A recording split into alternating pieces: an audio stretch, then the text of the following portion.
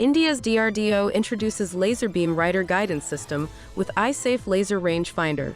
LBRG system with ELRF. Enhances missile accuracy for short-range air defense and anti-tank operations.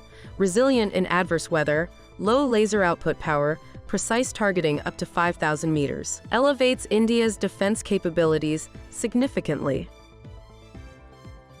Researchers at IIT Jodhpur reveal a 3D-printed hybrid unmanned aerial underwater vehicle, inspired by Anhinga birds, capable of operating on land, air, and underwater, aiding in rescue missions and environmental tasks like oil spill mapping. Features quadrotor configuration, enabling 6 maneuvers, presented at AIR 23 conference.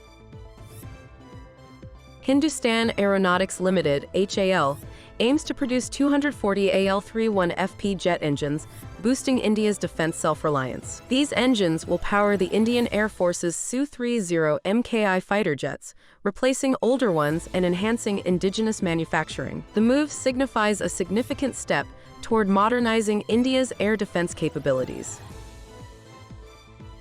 U.S. intelligence agencies express concern over the possibility of armed conflicts between India and China and India and Pakistan. The annual threat assessment highlights border disputes volatility, emphasizing the need to prevent miscalculations and de-escalate tensions to avoid dangerous confrontations.